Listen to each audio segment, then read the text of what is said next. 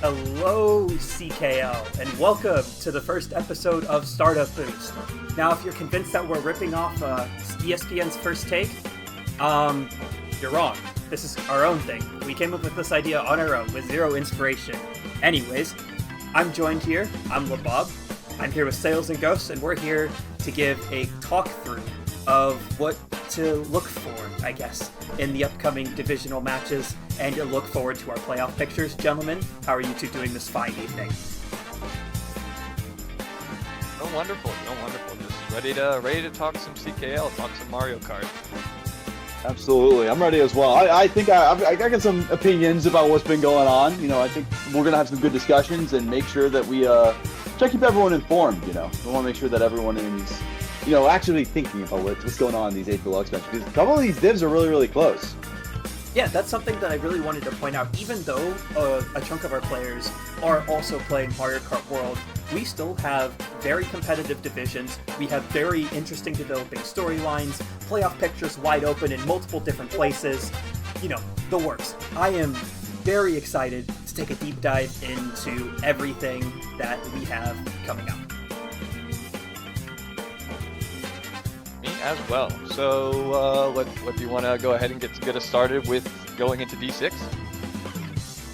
Yes, let's go ahead and take a...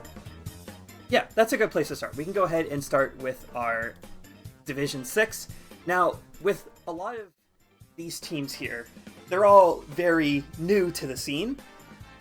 Some of them have been here before. We have returning teams like Cloud County, like Hendrix. Buena Vista Navy has some returning players along with some newer players. St. Francis is a returning team. Pennsylvania Empire has a couple returning players, but we also have some new schools, notably the 3 on top of our Division 6 right now. We have Murray State, Fredonia, and North Carolina Greensboro. This has been a very interesting D6, to say the least.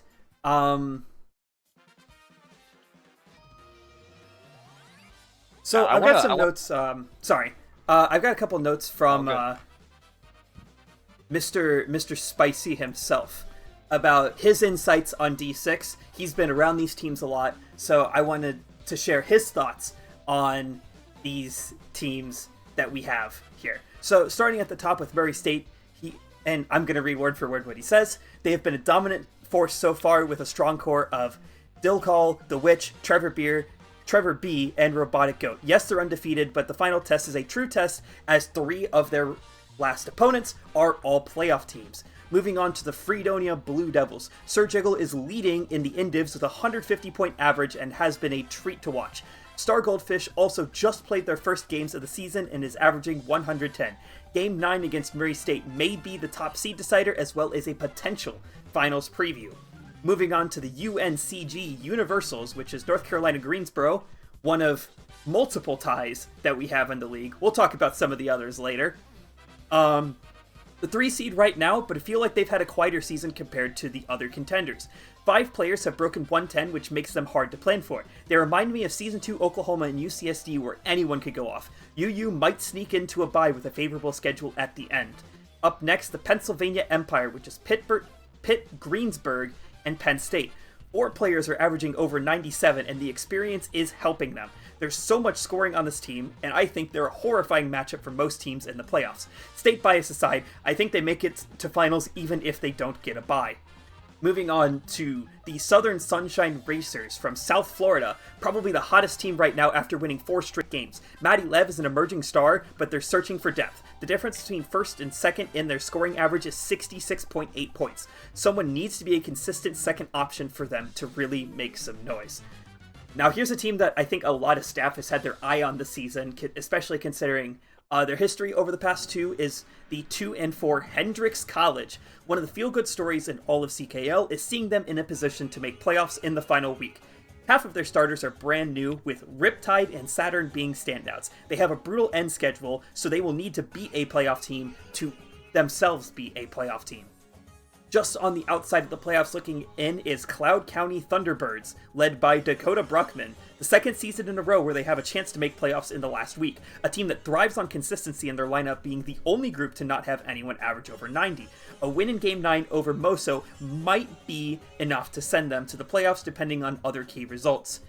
Speaking of Moso, the Missouri Southern State Lions. This team has been on the short end of a few close results. They could easily be in 3-3 with a couple different spots in their wars. An incredibly fun team to watch as they put out all of their players whenever possible. The remaining games are all against playoff teams fighting for the last playoff spot. At 1-5, we have one of our D7 playoff teams from last season, the St. Francis University Red Flash. One of the greatest moments in CKL season history was when SFU needed to win their final game by 196 to make the playoffs and ended up winning by 202. DK Summit and Portal Preston have a good core around them to make it back. They have a couple of key matches at the end that might let them get a miracle berth again. And rounding out our bottom division, Buena Vista Navy. Obistar and Sobstar have been a bright duo, and one hot streak at the end could be enough to get BVU Navy in playoffs in their first season. They need big wins against difficult opponents, but it is D6, and anything is possible. I would agree with that. And going off of what you said a little bit earlier, I also want to shout out all the new teams that have come in this season. We've got a ton of them down here. As you said, like the top 5 are all newcomers to the CKL scene, and shout out to everyone that came in. Shout out to all the new players that are playing collegiate Mario Kart and competitive Mario Kart for the first time. We've got a lot of new faces that are doing incredible. You mentioned Sir Jiggle earlier on top of the Indivs. Matty Lev's been cooking. It's been a really interesting D6 to watch, and with everyone still kind of in contention to go to playoffs, we've got a really intense last week on our hand. And I want to highlight one team first. I want to highlight the Penn State Pittsburgh Greensboro roster because of one reason. They're in the playoff hunt right now. They're good. Part of their roster, of course, is Penn State. Now, Penn State, as we've known recently in other sports, has been a little struggling recently. Question I want to ask and what I want to see forward is we don't have James Franklin coaching this team. We have Morbius, an experienced veteran in MK Universal who put together this team just before the deadline so they could go out and play. So we're going to see, is Morbius a big game coach? Is he better than James Franklin? Should Morbius really be the coach of the Penn State Nittany Lions football team? We don't really know. But I think after this upcoming weekend, after this coming playoffs, we're going to find out that question. We're going to answer that question. We're really going to see whether it is Morbin time, down there for that okay. team. So, but I think Morbius can get it done. I think Morbius has that experience to allow that to go. But I wouldn't say that so fast now. I do think that the Blue Devils are going to make a really strong push here towards the end. I mean, they have a huge matchup against Murray State to end the season off. It is the last match of the season. We really actually get some playoff implication there as well. So I think I'd keep my eyes out on the Blue Devils. I think a big part about the playoff picture for Division 6 is those top two teams get a bye straight into the semifinals, which can be both a good or a bad thing depending on how your team is playing. Say, for example, Murray State loses their last two matches and finishes 7-2. They probably want that off week to take a mental reset, practice up, and get ready for their next match. But what if one of these teams that are on the bubble for those top two spots get on a huge roll, snag that second seed, and all of a sudden all of their momentum is killed because they have that bye week? It is something to keep an eye on because, thinking back to Summer Switch-Up, both of the top two seeds from the regular season lost in their first match in the semifinals. Ghost, I'm sorry to bring this one up, but it was a comparison that had to be made. Yeah, a little tough matchup, but we had fun while we had. Oh yeah, no, but I think especially the lower part of D6, it's so close. I love that all of these teams have their shot at playoffs. Some need a little more things to go right compared to others, but this is absolutely one. Even though the lower divisions don't get nearly as much attention publicly as the upper divisions, that does not mean they are any less interesting than what our premier divisions end up doing. I agree. Now, of course, we've been talking a lot about playoff pictures. We've been talking a lot about, who's good, who needs a little bit more of a push to get over the finish line. I want to hear from all three of us, of course. I'll give mine in a minute. Who do we got? Who's winning D6? Who's going to take home the crown?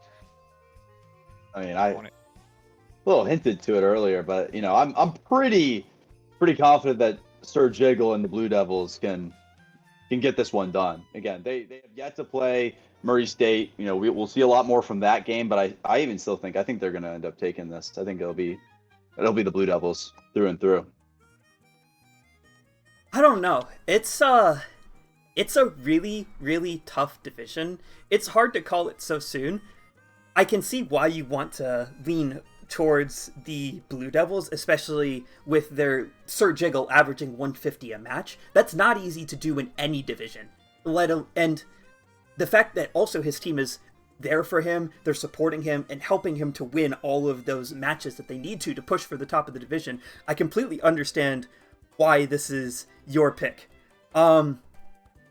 It's kind of like the predictable thing, but until someone proves they can beat Murray State, and from what I've seen of their tables, some of their wins are very convincing over teams in the playoff hunt. And not just like the 6-seed playoff hunt, like the 3-seed playoff hunt have been convincing wins. I'm comfortable saying I think Murray State, while they might not have the perfect season to go undefeated, I think that they absolutely can hold their momentum, finish the season strong, and carry their dominance into the playoff picture. I'm going to take Murray State to win D6. That's fair enough. Fair takes all around. However, I've got a soft spot for one team. Well, I was really a soft spot that has been, beaten into me, I guess. For those who don't know, I go to the University of Alabama, and there's been one team over the past 2 years in football that have really stuck it to us when we really didn't expect it. And that team is the University of South Florida. I've got Matty Lev on a hot streak going into playoffs. I've got the Southern Sunshine Racers. They're going to ball out. They're going to win the whole div. I've got USF taking it all. Go Bulls.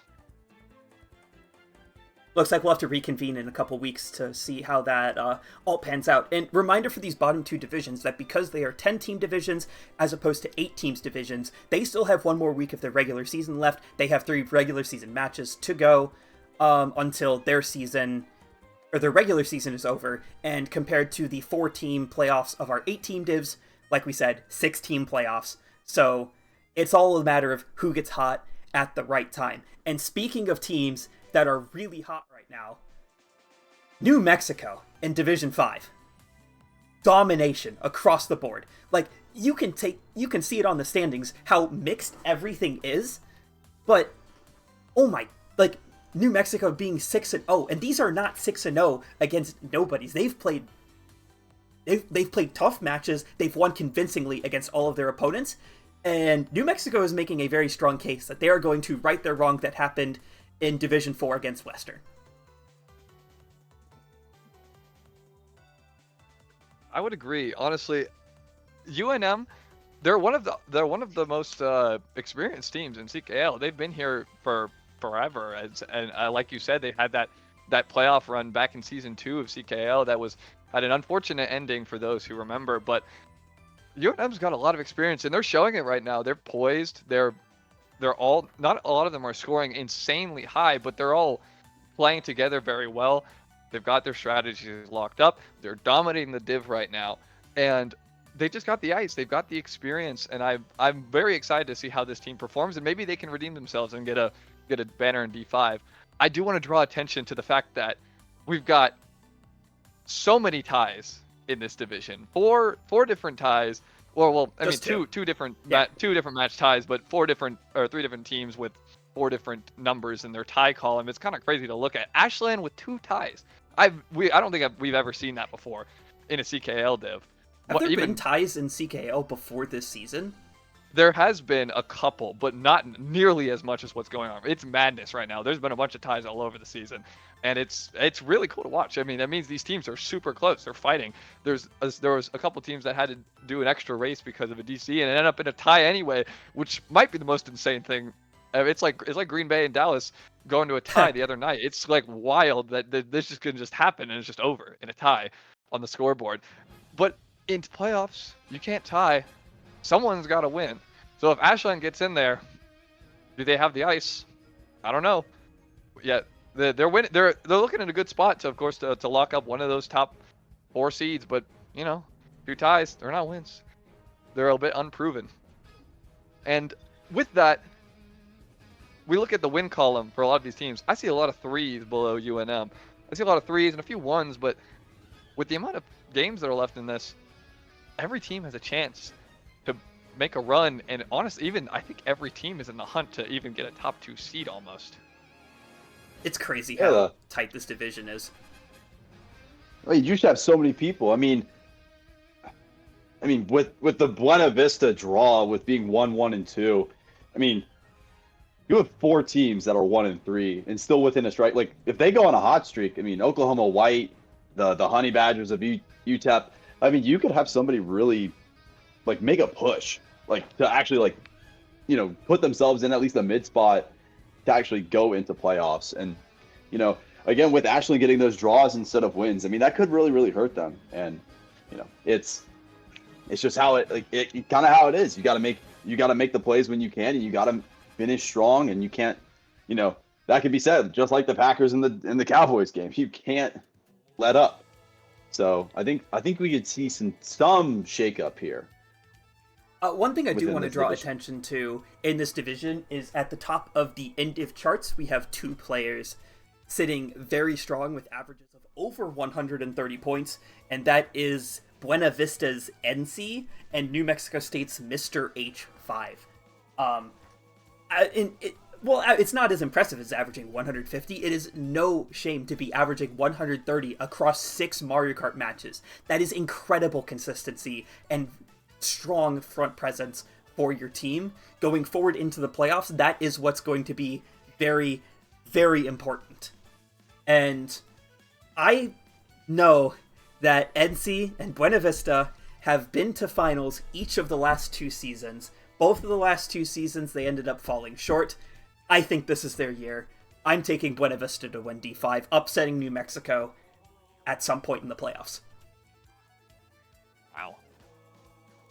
Oh, bold take there, Cotton. Yeah, I would agree. That is a take. I wouldn't say I agree. Personally, it may be a boring pick. It may be, just, they're 6-0, they're dominating everyone. But UNM, I'm believing in the comeback story. I'm believing in the redemption arc. No MC3 repicks. As long as that doesn't happen, I've got UNM taking this div comfortably. I'm smashing the over on that. Parlay's coming soon. Here in CKL, we do not support gambling on our games. Please do it in other servers. Yes, just find me in another server. Oh goodness, I don't know. I'm looking at these last couple of games again. D5, D6. We're going an extra week. We've yet to see the top 2 teams play each other, and I think that's something that I'm looking forward to. And to be honest, I think Co-College, they don't have the high indivs. They don't really have that. But I'm really looking at that teamwork, and I'm saying I think Co-College is going to go beat UNM and then really, really shake up for the playoffs and actually make it. Going 5-5 last season in D6, I think they make an improvement.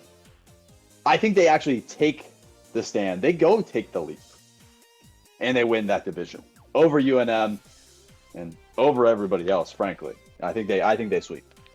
Will we ever agree on a playoff prediction on this show, or are we all going to take our own teams? No. Yeah, it wouldn't be a sports talk show if we weren't constantly arguing. Yeah, and all my picks are going to be right. I'm going to write this down, and we're going to make sure. Yeah, absolutely. Yeah, for sure. Yeah, someone's going to be Stephen A. Smith, except it's all 3 of us. yeah, of course. Yeah, of course. Speaking of pushing an agenda, we saw this a little bit in D5. I'm going to go ahead and pull the graphic right back up. We saw some of these teams that were in D7 last season, and they're in some of our higher divisions now. Notably in D5, we have DePaul and John Brown, a division up from the bottom division, and they're still competing for playoff spots. They're still winning matches. Even the Honey Badgers, who didn't have a great season last season in D7, are remaining competitive in D5. And if we go up one more division, we can take another look at some of these teams that were in D7 last season that have stepped up their game and pushed further.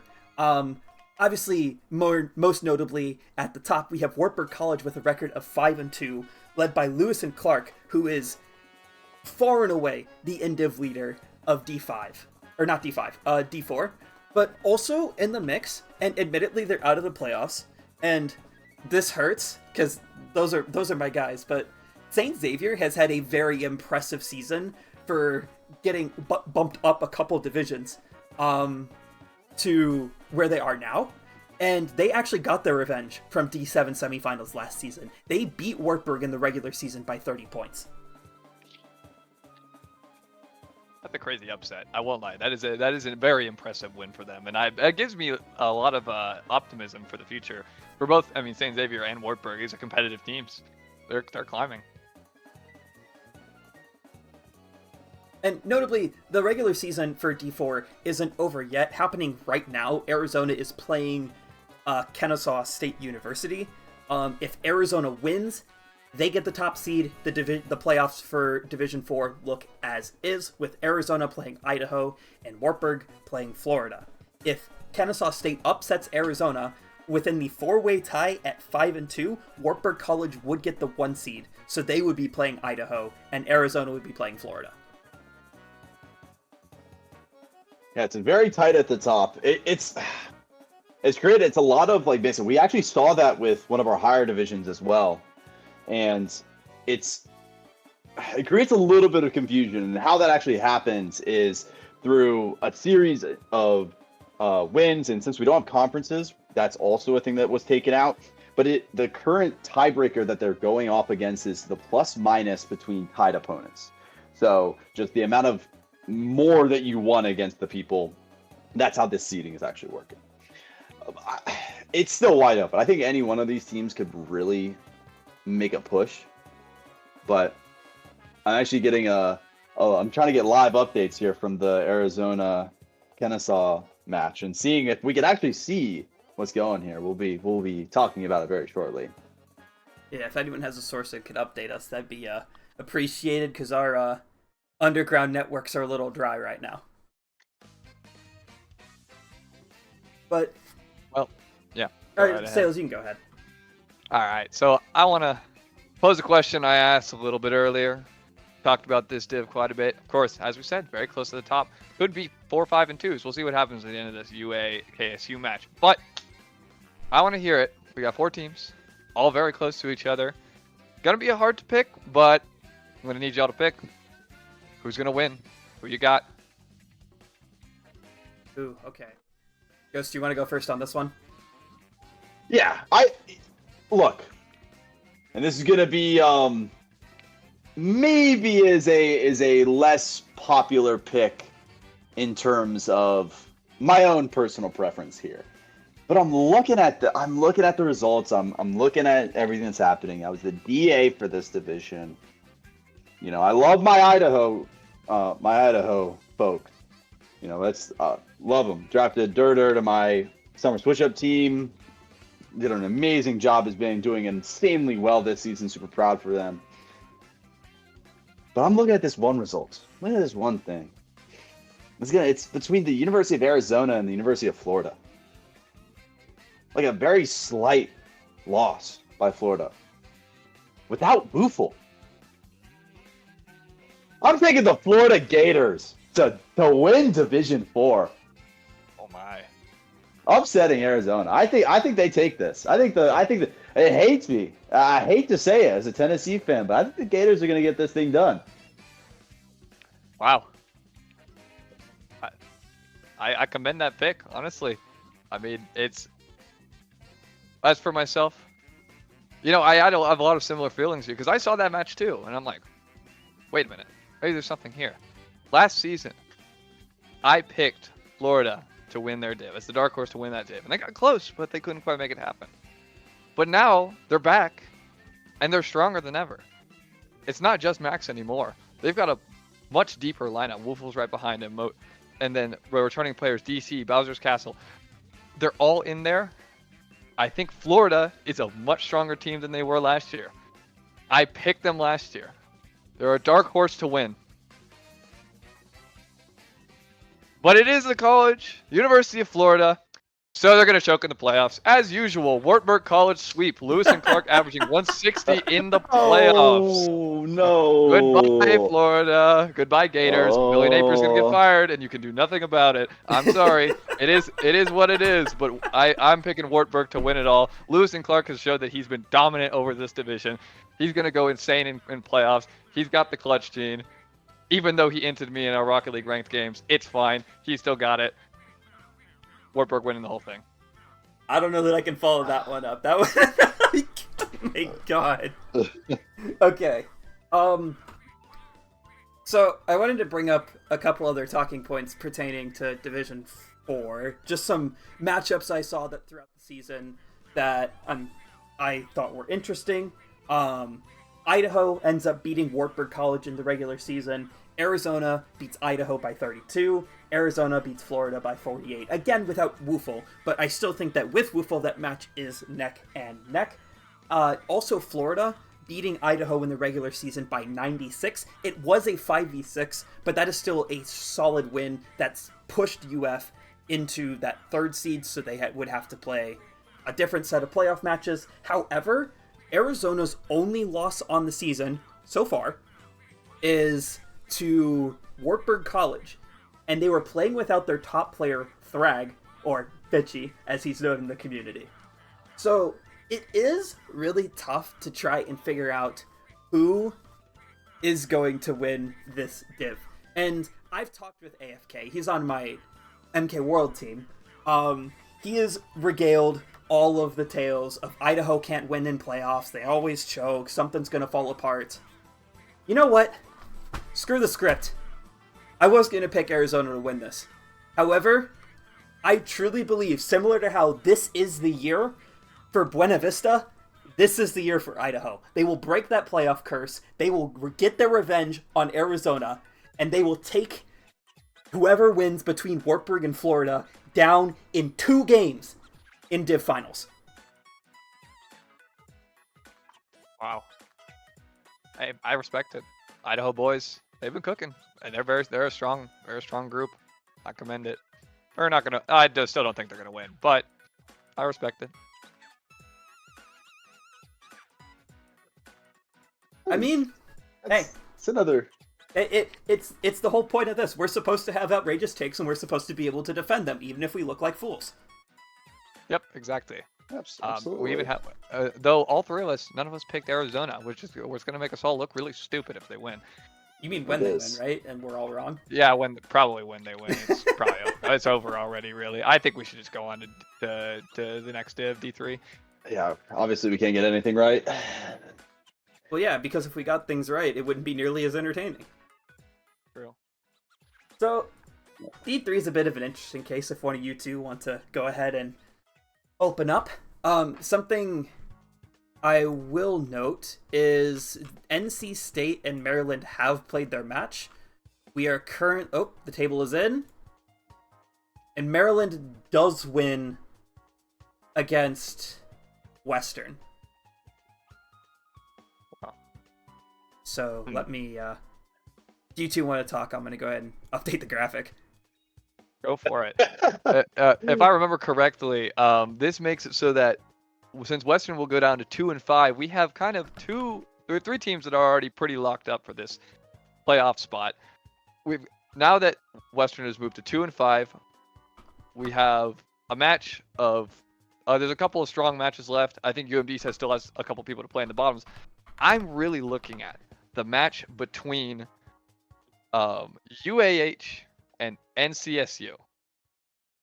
UAH versus NCSU, I believe when they get there, will be the 2 teams at 2 and 4. I think Utah is going to end up being 2 and 5. I'm sorry, Snowy. You tried your best, man. There we go. I fixed it. It's gonna be those teams are gonna be 2 and 4 at the end of the season, and they're playing each other as the final match.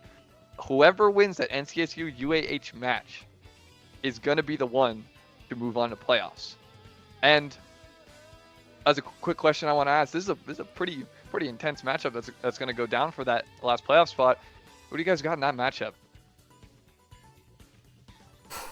It's like you said, that 4th spot race in this division is crazy close. So, man, I don't know. It's hard because, like, we always tout around UAH as being the D3 team. Like, they are D3 in a nutshell. Always and forever. But it's like also NC State has looked really strong this season. They played RRG really close, and partly through a 5v6. So, in my heart, I want to say that I think NC State wins and gets themselves the last playoff spot, but it's also not completely within their control, because even if they win, Utah could win out. And then if they win, and even if UAH finishes 3-4, they still lose the tiebreaker to NC State, and if Utah wins out, then they're 4-3, and then they get the 4 seed. But it's really tricky, because I know that Utah's last 2 matches are really tough. Yeah, that's the thing. Can Utah, if Utah can overcome those huge hurdles, I think Utah can be the one to make it in. But there's such a hard, couple hard matchups coming up. Can they overcome it? If they can, they're in. There's no question about it. But that's the question. Can they? I don't know. I don't think so. I don't think so. I think UAH has this in the bag. I think Creel will lead them out. Come on. Hey, down on our boy Creel like that. I don't think we can do that. I think UAH takes it in and absolutely has a push for the finals. I think they'll get in. I think they'll do it. I don't know. I have a gut feeling with this. I have a gut feeling with the UAH. Fair enough. LeBob, what you think? I don't know. Insightful. It's tough. It's also like, this is my division. I'm the DA, and I don't want to pick a favorite here. I will later, but I don't want to do it now. You gotta do it right now. We're on stream. I gotta do it right now? But... right now. Absolutely. Yeah, right now. Money on the table. Show your hand. On the table... Man, there have been so many fun matchups and stories that have gone on in Division 3. First off, Maryland playing without Fate and a couple of other of their starters.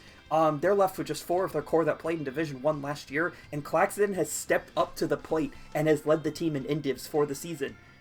They're a very strong team. RRG, just a couple small mistakes kept them away from being 5-1. Or even 6-0. They are absolutely a team that you cannot look over going forward. UNL lost one of their top lineup players after the first week. Their 7th player has stepped up and has been one of the top scorers for the team in most of their matchups. And then there's also the question of, does the momentum carry over for the last team to make it into the playoffs? Of the teams in there, I think NC State does have the simplest path to the playoff spot. But if you make the playoff spot, and Nebraska wins one of their final 2 games, which I think they probably will, you have to go play Nebraska, who hasn't lost yet this season, in a best of 3. And it's tough. It's really tough. But I think that from the experience and leadership that is on this roster, and almost carrying on the legacy of what was left behind, I think that Maryland has what it takes to overturn the result earlier in the season in finals against Nebraska. Wow, that's fair. Wow. Yeah, Maryland. It's become a very historic team. Coming originally from the NRC4's scene, I remember playing them my first season of ever playing Mario Kart 8 Deluxe Online, and I played against this Fate guy, and I was like, I don't know who this is, but he's absolutely destroying me right now. Around Fate, a team was beginning to form that would just keep going and going. They got better together, and now they're in a spot where they can snag a title for themselves without Fate. And for once, I am going to agree with someone else on this desk. I do think UAH is going to make it through to the playoffs. Why? Because I went to MomoCon, and you know what I saw?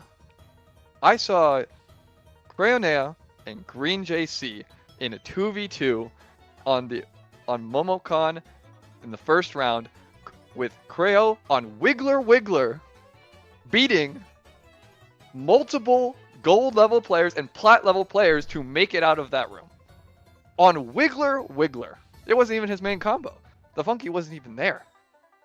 Now, of course, this is all cool. I think UH is going to make the playoffs. I don't think the Wiggler is going to be enough. I've actually got the third team in the standings right now, the team that's 4-2. I've got RRG to win this div because RRG is one of the better examples that we've seen of a team that really doesn't have one outstanding player that's scoring super high. They're all very consistent, all within 20 points average in the indiv charts. They work together very well. And this team in the past has been through some rough spots in the season, but when they're mentaled on, when they're working as a team, this team's dangerous. There's a reason they got moved up to this div, and now they're in playoffs, which is another crazy story if you just think about it like that. And the X factor that everybody should know, the X factor that is going to make sure RRG makes it all the way through playoffs, is your GOAT, Coach Adam Jett, on the Walu Wiggler. He's going to make it happen. He's that guy, picking RRG to win. Oh, it's too good. Old meta. True, old meta. What's that Simpsons picture of old man yelling at a cloud? That's basically Adam Jett. Oh, it's too good. I will say, I think, I don't know. I don't think I could agree on this one either. Because UNL has looked dominant this season. And that's something where I'm looking at it. And I remember moving down to D3 after our first 0-10 season as Tennessee. And actually like playing against UNL and you know, rest in peace to the collegiate karting player, not actually dead, but Mark Hoko. King.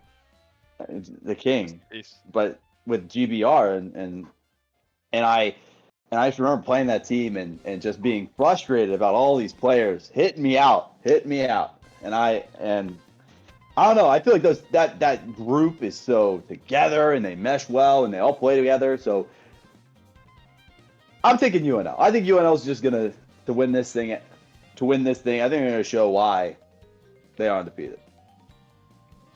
I guess that's fair because UNL did beat Maryland by 14 points at the start of the season.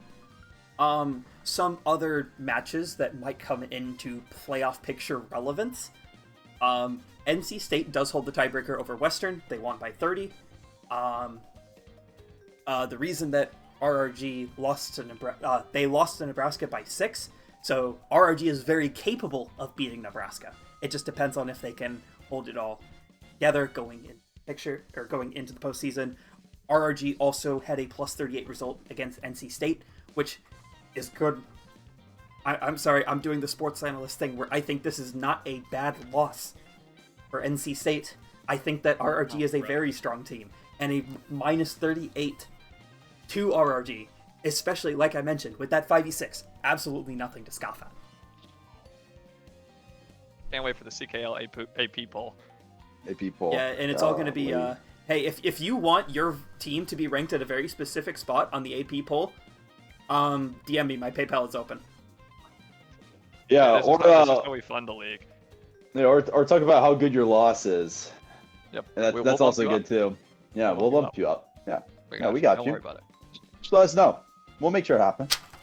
Anyway, I think we should move on to our next division, and I've got a few things to say about this division. Take it away, good sir. We're getting close to the top, getting up there. Welcome to D2, everybody. And here, we've got quite a lot of historic teams in this division. Quite a lot of teams who have been around for a while, and there's a couple of interesting matchups to look at. I want to start, of course, FIU and UCSD, probably the biggest surprises of this div, not doing as well as they were probably seeded out to be, and very historic teams, both winning a CKL D1 banner in the past, so being a CKL champion. and they're not doing as well. Of course, just a rough season, but at the same time, things happen. It's been an interesting div for that. Next, I want to look at this three-way tie. This is a very interesting three-way tie because whoever comes out on top of this three-way tie gets that playoff spot. And we had to go through 4 of our 5 tiebreaker systems to figure out who it was. Had to go to differential against tied teams, and from that, by 8 total points, by 8, Morgan State barely edges out Tennessee to get that tiebreaker spot in the playoffs. So there's a couple more matches to be played. FIU still has to play 2 matches, but they won't affect the playoff too much. OU will still play Michigan State, and MCC will still play MOSU. Now, there's a couple of historic teams I want to shout out. Like I said earlier, UT, UCSD, FIU, and Morgan State coming out and making another playoff run, despite doubts from some people that may or may not be affiliated with Morgan State. They are still here. They're still playing. Michigan State, shout outs. First team I ever played against online in a Mario Kart setting ever. Farmed me.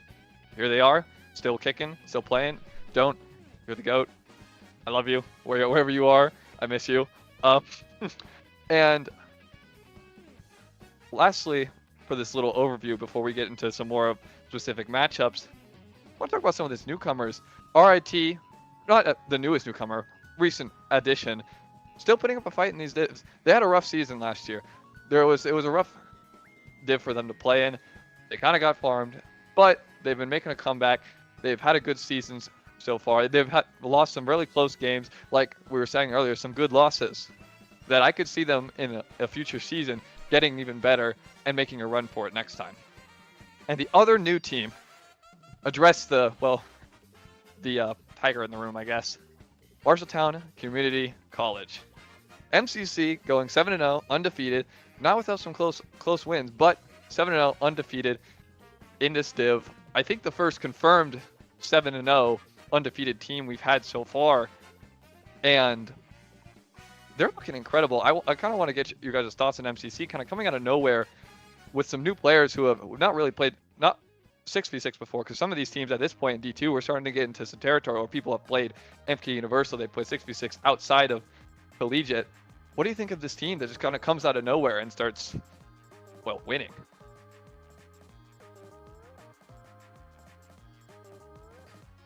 I mean, knowing everybody on this team, I mean, it seems like they've worked a lot together to even get to this point. To be able to compete in some of these higher divisions, you have to have some level of, you have to be able to work nearly flawlessly together to be able to be, in sync. And so, I think MCC has done a great job. They play in, if I'm remembering correctly, they play in person. That adds a level of team bonding and team chemistry and a trust level to, I know that my teammate is going to do the right thing in the right situation.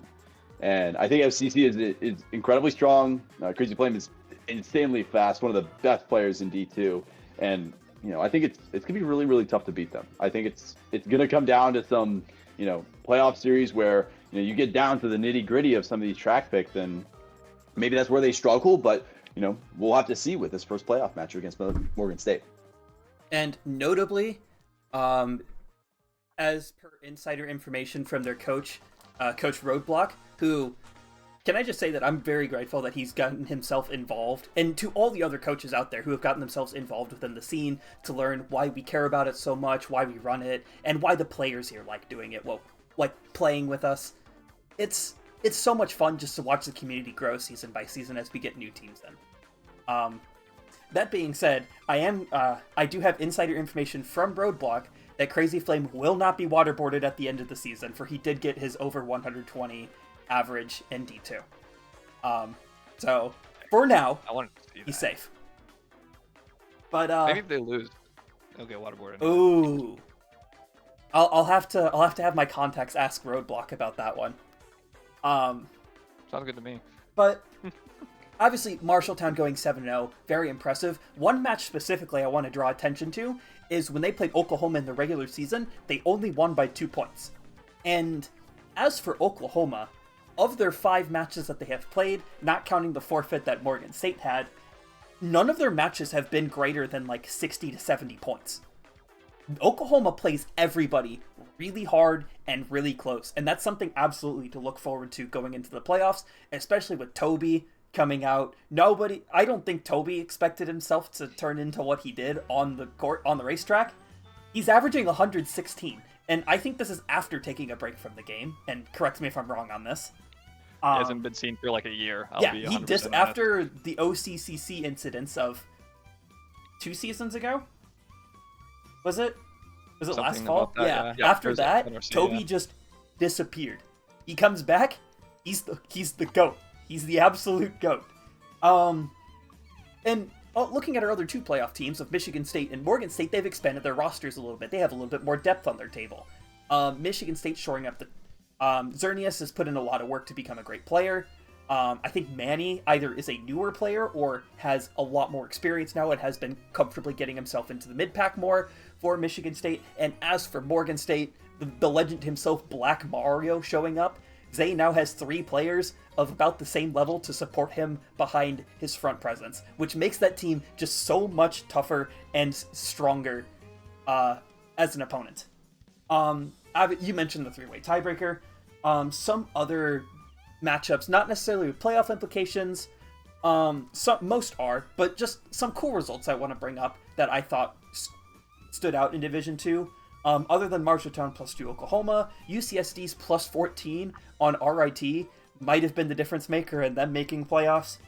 Oklahoma playing Michigan State only +44. That's something absolutely to look out for in round 1 of the playoffs coming up next week. Oklahoma beating Tennessee by only 20. This div is crazy close. And before I talk about what I think is going to happen in the playoffs, I want to hear what you guys think. I am very willing to share my thoughts. So, I'm going to go through this one by one. So, I've got, unfortunately, the Mosu. I am very happy that they're in playoffs. I'm sure they're happy as well. I do have MCC winning this first match. I think they're comfortable. I think MCC is going to come out with a lot of firepower. They're going to start balling out. As for the other side, OU Michigan State. I've got OU in this one, which hurts me because I do like Michigan State a lot, but I do think OU is going to be the one to come out on top of that matchup. Now, for me, OU MCC. OU, in my experience, I've played them quite a few times in multiple different formats. Incredibly hard team to play against. Incredibly aggressive with items. They do not care that about anything or anyone that's beside them. They will do their best to murder you and make sure you cannot finish that race with more than 3 coins, which is kind of hard if you're trying to drive fast. I know from experience. Now, at the same time, MCC has been grinding this game. They've been playing so much. They've been scrimming the most. They've been grinding this game, playing lounge, playing every squad queue. You can see MCC standing up for that. It's impressive the level of dedication we've got going on here. So, in my mind, I think MCC is still the favorite. But I can't pick that. I've got to pick Oklahoma. They're going to OU special them 3 through 7 in divs. They're going to ball out. They're just going to hit them out. They're going to make them so mad that they might even rage quit the game. And I want to see another OU VOD of the comms because those are hilarious. And those in the chat, those who know, everyone say it with me. Sooner! Those who know.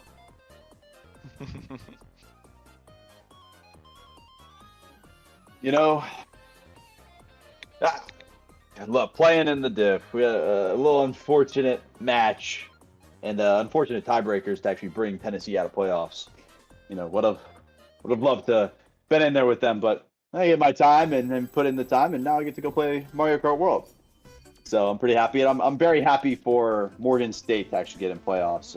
You know, they being a team captain with mine, you know, I'm very, very happy that he gets to play more, and you know, it's just, at least it's just experience being in playoffs for D2. In terms of that matchup against MCC, I think Morgan is going to put up a fight. I don't think it's going to be as easy as MCC thinks. I think it's going to go down to game 3. We're going to see.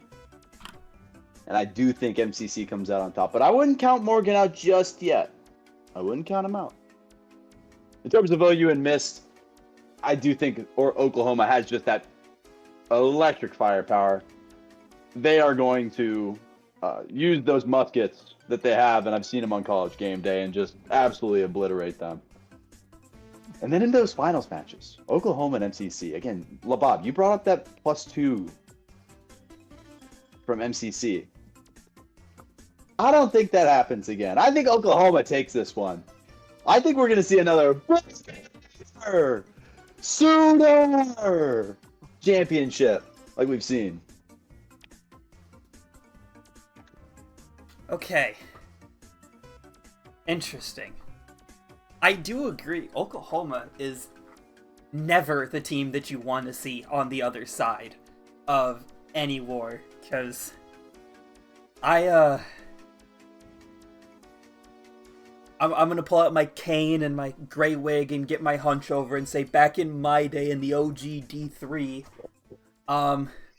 I played Oklahoma before either of you two did, you kids. That being said, you're right. They are not the most pleasant team to play against. And as I said, they play everyone hard. They play everyone close. I can't decide if I want to be a contrarian or if I want to go with my notes. You know what? It's content. Oklahoma is going to drop Game 3 to Michigan State. Michigan State is going to go back to the division finals. As for Marshalltown Mosu, I agree. I do think Marshalltown wins. But I don't think it's going to be as big of a gap as what happened in the regular season. Because Marshalltown beat Morgan by 120. I think that some of the middle pack Morgan players are really motivated this weekend. I think that Morgan is going to come out swinging. They're going to play this match hard. Will it be enough to defeat Marshalltown? I'm not entirely sure. I'm very inclined to lean that Marshalltown will make it into the finals against Michigan State. I think all 3 games between those two teams will be decided by a collective total across all 3 wars under 80 points. And I have Marshalltown coming on top. Wow. I think Michigan State plays Marshalltown very hard, but you mentioned it yourself. Marshalltown has been on top of the scrims, on top of the squad queues. They've been practicing. They even play in the junior college 4v4 league that's a different organization.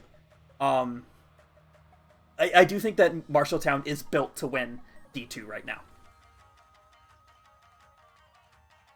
Yeah, that's definitely a fair take. It seems, once again, well, we have a little bit of agreement on the desk. Maybe not all the way, but at least I like the way you're thinking right now, Sales. I think you actually, you could be the smartest guy on this panel. I think you could be. I could be. This is my show. I can kick both of you off. I don't know about that. I don't know about that. This desk fits 3 people, bro. You gotta fill some spots somehow. And who else is gonna be here? You're Probably right. Let me, us. you know what? Next time, I'm going to go find some bum on the street and make him talk about it. Yeah. Either that or I'll drag Mark Coco out of Peru. Actually, I would love to see that. Please, let's get him on the show. Please, Mark Coco could take my spot. Absolutely. Are you kidding me?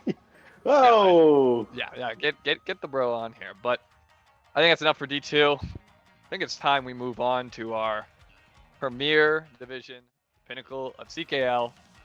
Let's talk about D1. Now, very symmetrical div a win-loss here. It's actually very interesting to look at. 7-0, 5-2, 5-2, 5-2, 2-5, 2-5, 2-5, and 0-7. Though, while this looks like a pretty dominant top 4, it's a little bit closer than you might expect. Arizona State, even while being 2-5, does have a positive point differential in their standings. And Texas State is only less than 50 points higher in point differential, and yet they've just won 3 more games. Is Arizona State just choke artists? Maybe, but there has been a lot of really close games, especially I want to highlight 405 versus Texas State, as well as Arizona versus Texas State, were 2 very close, within 20-point matches that could have gone either way, honestly, and we could be looking at a 3-way tie for the 4th place if those matches just go 1 race different. A few newcomers I want to highlight as well in this div. Talk about Texas State coming into the league in D3 last year. They got really good over the course of a season, won their div. Moving on, we see them add a former D1 player in Jake. Jake is one of the most talented players I've ever had the privilege. I've played with him a few times before. One of the most talented players I've played with, and now he's in CKL and he's balling out as we expected. He's averaging, I believe, 128 in D1, which is absurd. Only overshadowed by one guy we'll get to in a minute. And Texas State, they're a contender. They beat Michigan once before, albeit maybe not the strongest Michigan lineup, but they're in there. They're winning in D1 and in this playoff race. Now, I think some of the most interesting placements to also look at, we've got Waterloo and Michigan. Finalists, some previous finalists, Michigan having winning as part of their resume, honestly, in CKL. They just win a lot. Waterloo as well being incredibly good with having probably, I'd say, the top duo in the entirety of CKL with Ingite and Iona leading the charge on that team. These teams, both teams that were, I'd say some of the favorites to win, are playing each other in semis. And recently, they just played a prime time. Quickly, just to take a look at that match was very close. It came down to the wire. It was back and forth, and Michigan was able to come out on top in the end. However, I have an inside source at Waterloo who says that during that match, the playing situation for Waterloo was rough. Their comms were muddled. It was hard to hear in their area. Kind of hard for them to play. And if they only lost by 35-ish, well, in that kind of playing environment, it's going to be a shootout for when they rematch in the semifinals. And so I want to ask for this semifinals match, who you got in the run back? Is it Michigan? Is it Waterloo?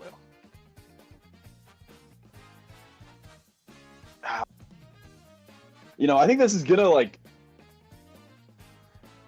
it's gonna be tough. I think.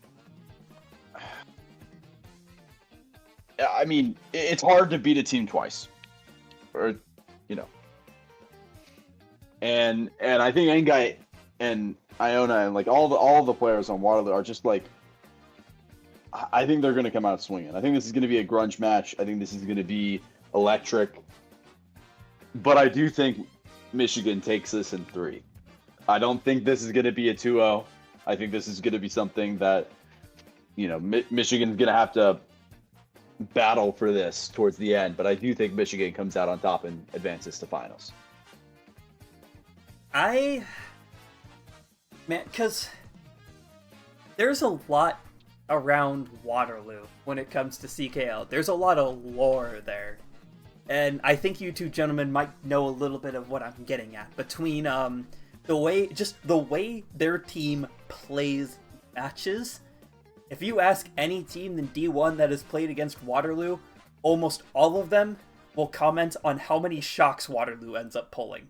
Because that is just the nature when you have a player like Ingite, like Iona, and last season like Pickley leading the charge of breaking away from the pack, and those bottom spots get further and further away. Shocks start appearing way more often than you think they should. Also, the trump card for Waterloo, that's not entirely a secret. Ingite has said that it's his favorite lounge track.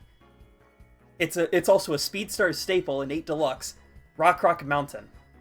That is a track where you see teams strategizing around it to take it away from Waterloo, and they still don't have a good race on it, because Waterloo is just built different. It's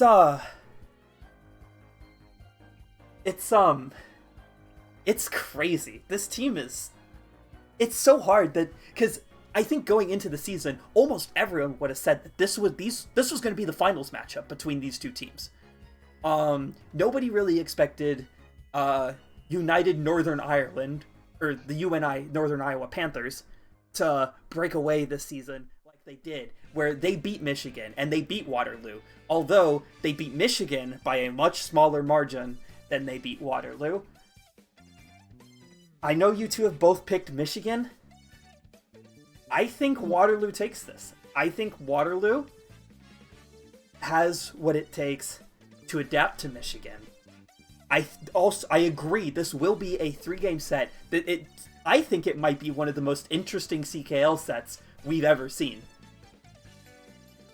I think Waterloo takes it in 3 games. I think that's a very fair take. Now, I think there's a couple things riding on that. I would say I will agree with Ghost here. I'm going to take Michigan to win, mainly because Waterloo sold my 12,000 Greg bucks that I put on them last time in the prediction. So thank you, Iona. But I will say there's an X factor that Michigan's got to be wary for. Iona really, really hates Mario Kart World. So all he's been thinking about is winning this 8 Deluxe tournament recently. So you gotta be ready for that. He's gonna come out there, he's gonna play angry, and he's gonna play really well. So I'd be wary. I still do have Michigan to win this. Now, there's one side of it. Let's go to the other side. I'd like to hear your predictions for the other side of the semis, and then who do you have taking it?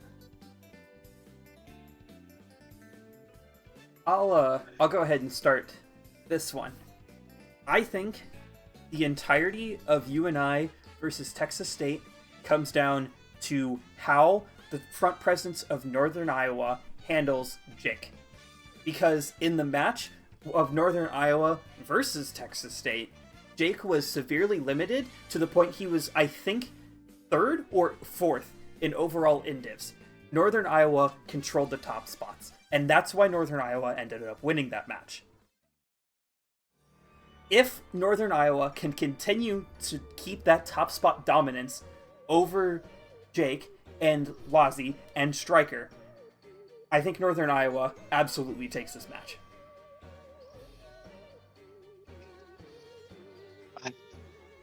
See, I think I've got to agree with you here. I think, this Northern Iowa squad has been around for a really long time. I think they have one of the most historic teams. They're very experienced. This team has played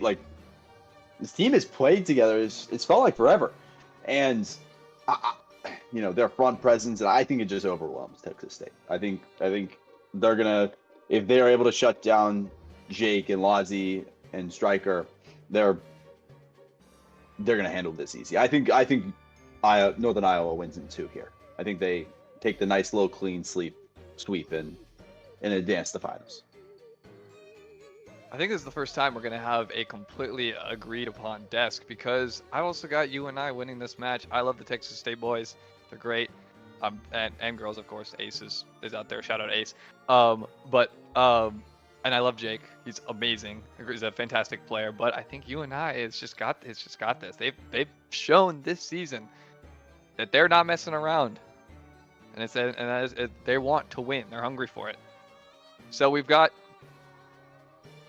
a finals match, either Waterloo UNI or UNI, depends on who we picked. I want to hear your 2 finals predictions. Who's winning CKL this season to be crowned the grand champion of CKL? I could start here. I really liked Michigan. I've always liked Michigan. I've rooted for them as a college football as a kid before I went to Tennessee. I always thought it was fun watching them. I always rooted for them, when they played UCSD. And I always a big supporter. But I've been really feeling good with this Northern Iowa team.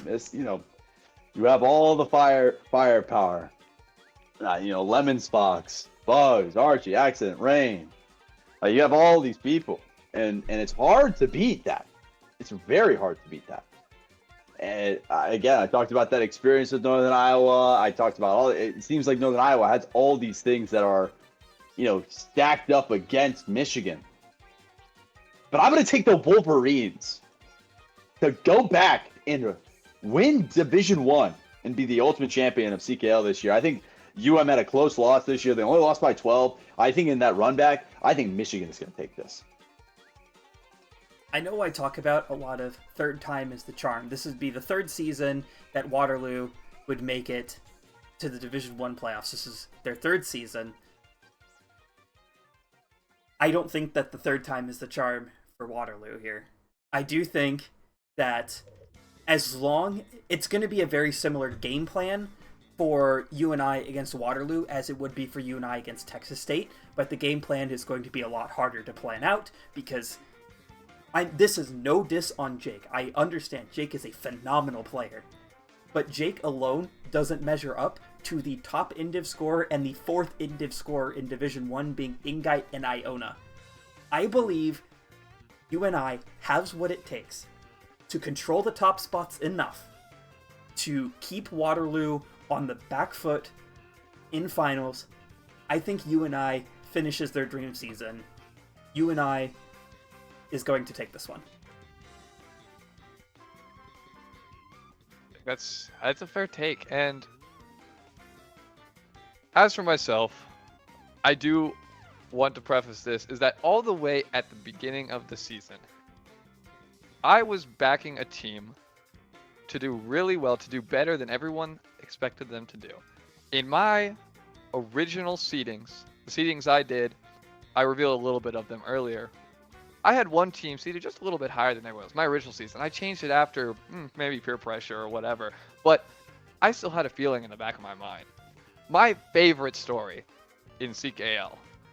My favorite story of a team that got into competitive Mario Kart through CKL, through high school Mario Kart, and going into college, and they're like, let's play this league, starting in the bottom div, barely missing a heartbreaking playoff miss. Again, moving on, another heartbreaking playoff miss, a tough run to get to going 0-10 in a season in a top div. Going again, finally making their first playoffs run, but unfortunately running into a team that was too hot to stop and eventually ended up winning the div undefeated. But I love this team. And since day one, since pre-day one, I've backed this team as the number one team in the Collegiate Karting League. I had them as my number one seed in my first version of the rankings. And I have them coming out here, achieving their dreams as the CKL homegrown team. UNI is going to come out and win. I've had them as the number one from day one, and they're going to stay number one. Lemons Fox, you're going to get your trophy. We can call you LeBron after that, I guess. But here we are. UNI is the CKL story. Finishing it off, becoming the CKL champions for this season, Season 5. You know, Sales, I think I understand what makes you such an intelligent human being. Ghost, come on, Here man. we go. Here we go. Oh my goodness. Oh no. Look, I feel pretty strongly about my picks. I'm very done my research, okay? Feel Get that strongly feeling. like Lee Corso or feel strongly like Skip Bayless? Lee Corso, what do you mean? If I had headgear, if I had that Wolverine head, I'd put it on right now. I'd put it on. I still think Not- we're all above Skip Bayless at least. I hope so. Oh, come I on. don't know. Surely we have better takes than Skip Bayless here on Startup Boost. Yeah, surely. I can't Surely. wait until all of us are wrong about everything. Oh. Waterloo we winning can't be D1, wrong. you heard it here first, folks. Yep. All right, Iona, it's in the books. Your PayPal. My PayPal is open. Yeah, look. We got you. We got you. We got you. We got you. Boston College wins D1. I agree. Shout out Boston College. Shout out Boston College. They played. They kept playing. They didn't drop. Shout out Boston College for playing through D1. It was Absolutely. a hard D1. That about wraps up our division talk. But before we go, there's a few things that we want to discuss before ending the stream. First, I think a couple plugs. First, I've said first about like 5 times in the past 10 seconds, but we've got a CKL event coming up soon. A one-day MK8 Deluxe event, the Graveyard Smash. It's a one-day draft event with a hard cap. I don't think we've reached the cap yet. I think if we haven't, we're really close to it. Yeah, so if you We want to still play have in to. that, I'll have to filter through the signups to make sure that everyone is verified. Yep, but if you want to play in that limited spots, go sign up. If you want to be a captain, go sign up. Limited spots for that as well. And well, that's our next event on the slate, as well as starting on October 16th. You've got in our affiliate server, the NRC server, the Mario Kart World Free-for-All season will begin on October 16th. Another round of FFAs, of course, fun format that everybody likes and nobody has any ever malls about ever. But you should all go sign up for that. It's very fun. Zay does a great job of organizing that. And then, as our last kind of larger topic, I want to talk a little bit about the upcoming MK World CKL seedings. Or not really seedings, but like, what are we thinking about these teams that are coming to MK World? Mergers are a little bit more lax this year, so we've got some pretty interesting teams coming up. Is there any that catch your eye that you're kind of ready to see what they can do in this new MK World season? Ghost, if you want to start with this one. I'm looking at a couple. We're getting a classic team back. Well, sorry, I'll actually start. I believe we're getting a South Florida merger between FIU and Miami-Dade College as well. We're getting a Team Tennessee merger. I'm very excited about that one myself. It'll be very awesome to play with some East Tennessee folks and actually being able to, experience more. We actually have people who are brothers on the team, so that's very cool as well. And getting that started. And there's actually some mergers in the works for some other teams as well. I think it's easy to point for FIU and their powerhouse of a roster in World. They have, in fact, I know a good chunk of their World players all play for the gold bracket starting line team, A-Crux. Some things obviously falling apart there, but they all have the practice playing in the upper ends of Mario Kart World that we've seen so far. But a couple other, like you mentioned, I think the Tennessee squad has potential. This Alabama squad, I mean, Sales might agree with me on this one, but that Creo guy is kinda him when it comes to Mario Kart World. He's fast. That's absolutely a player to look out for. As for newer schools, South Florida is officially starting their registration. DMV is on the registration page. So that would be Morgan State, Virginia Tech, and a couple other schools in the area. That's a roster that could compete for the top. And we already have our first new school for the World season. The Illinois State Redbirds they have completed their World registration. I don't know, I'm always happy to see these new teams come up and show that they have interest in competing in competitive kart and that this is something they want to invest their time into. And I'm just hoping that the World season delivers on what they expect. Me too, and I'm very excited about playing Mario Kart World because I mean it's a really cool game, and I'm excited to see, like you said, new teams come into the scene and start playing. I'm also excited to see some of these teams, House Divided, making a return from the coming back, resurrecting itself from the first season of a merger between Michigan State and Michigan. House Divided's back, and they're pretty good. I think House Divided is one of those teams that you should watch out for. They could make a run and bring back that kind of, I guess, classic feel of CKL back from season 1. House Divided, one of the cooler rosters that formed at the beginning of the season 1. They're back. They're ready to play, and I think they have a good shot of taking it all. Of course, I'm going to brag a little bit on my own team. Like you said, Creo, he's a GOAT. I'm very excited to play with him, as well as there's rumors that a certain Division 2 winner is coming back to play with Bama, maybe one last time. Well, more on that soon, but there's some rumors that LeBron's back. Don't worry. Does Unk still have it? Unk still got it. Trust me, he's got it. I don't know. Would this happen to be a specific member that I'm on a team with? Yes, chance? he might be. He might be. Okay. Look, you can go look at our MK Central rosters at home if you really want to do that. I won't. I'm not going to mention it. Anyway, besides that, Brad still here. You know him and love him. No back cam, still balling. We've got a decent amount of people actually who've just played 6v6 before, so our team is going to be experienced. So I'm excited to see how we do. Also, we have a W name, Dixieland Drifters. I don't remember who came up with it, but they're smart. I do enjoy the fact that we do have a couple of, besides of course Illinois State, we have a few like almost full teams already registered in single college for World. Arizona has 7 players. RRG has 9 players. Florida has 8 players, which might be the least expected thing that has happened here, with Florida having a complete new team. And Max tells me that that he found a few lounge players just at Florida that play Mario Kart World.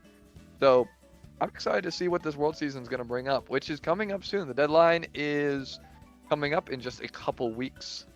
So I would recommend that if you want to get a team together, you should try to start getting it together now.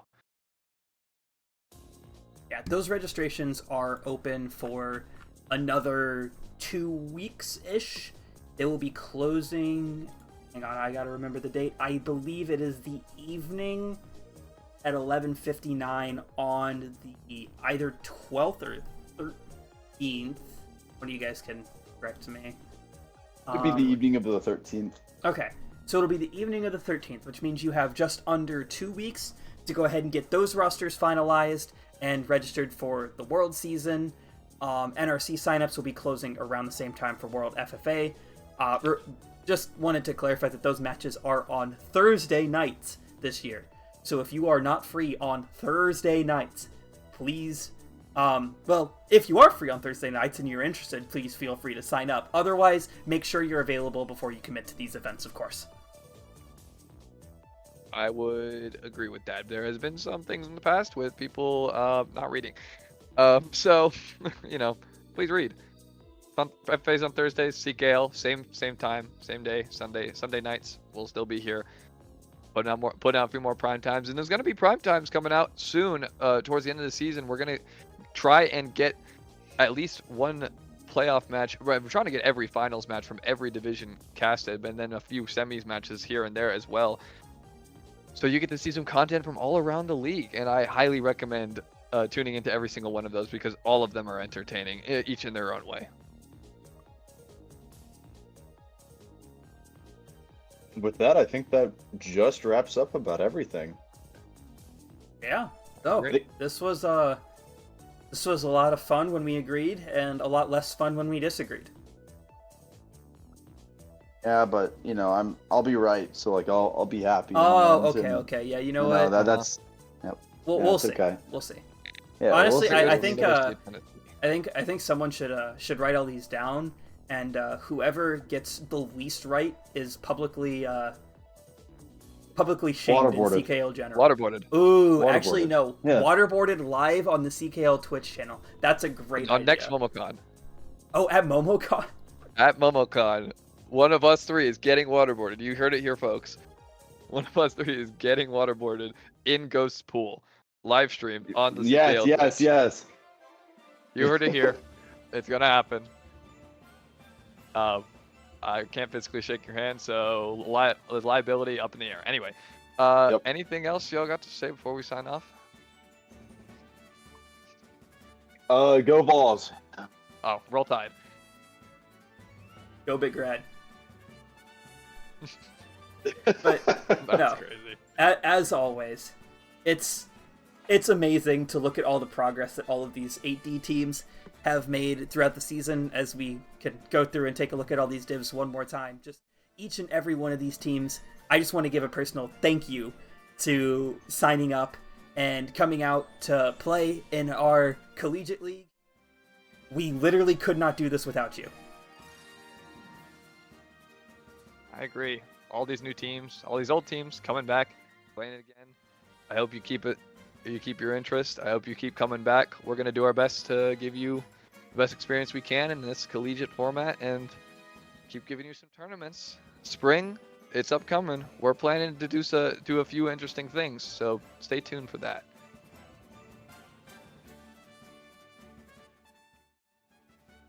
With that, I think it's about time to sign off on this first episode of the Startup Boost.